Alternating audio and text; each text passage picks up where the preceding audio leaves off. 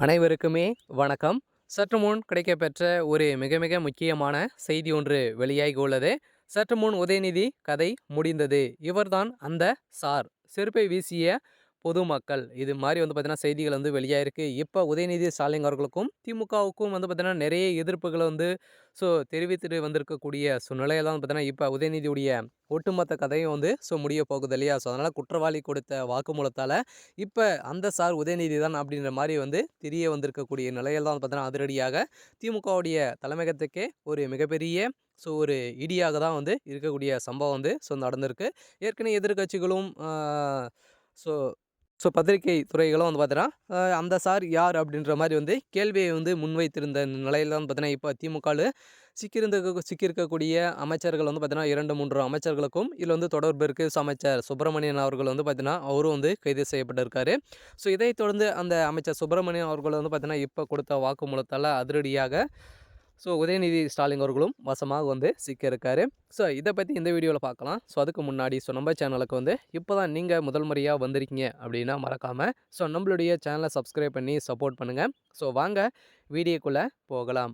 பார்த்தீங்கன்னா, உதயநிதி ஸ்டாலின் அவர்கள் பார்த்தீங்கன்னா, இப்ப துணை முதல்வர் ஆனதிலிருந்தே 2023 துணை முதல்வராக அறிவிக்கப்பட்டார் இல்லையா? அதிலிருந்தே ஒரு உட்கட்சிக்குள்ளே ஒரு மிகப்பெரிய மோதல்கள் ஏற்பட்டு வந்திருந்த நிலையில, இப்ப ஒரு மிகப்பெரிய கெச்சி போட்டு தான் இப்ப உதயநிதி ஸ்டாலின் அவர்கள் தூக்கியிருக்காங்க.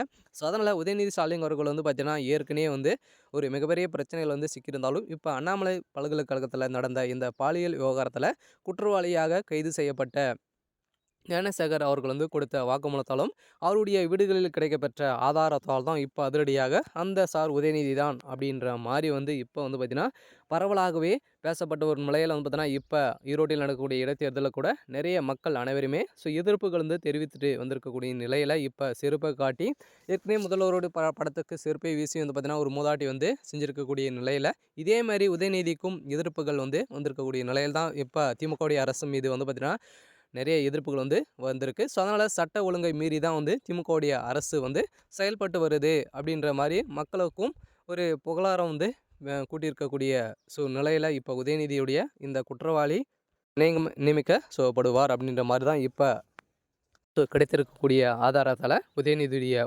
ஒட்டுமொத்த கதையும் தான் முடிய போகுது.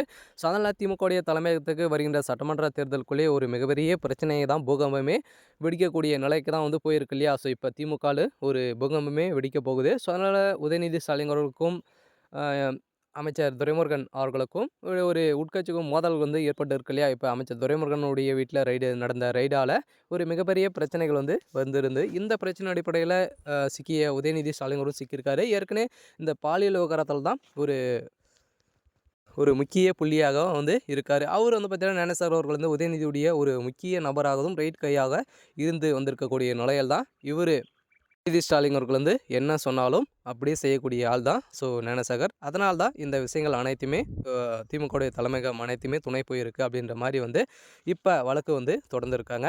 சரி, ஓகே. இன்னைக்கான அப்டேட் இதுதான். மறக்காம நம்மளுடைய சேனலை சப்ஸ்கிரைப் பண்ணிக்கோங்க. தேங்க்யூ.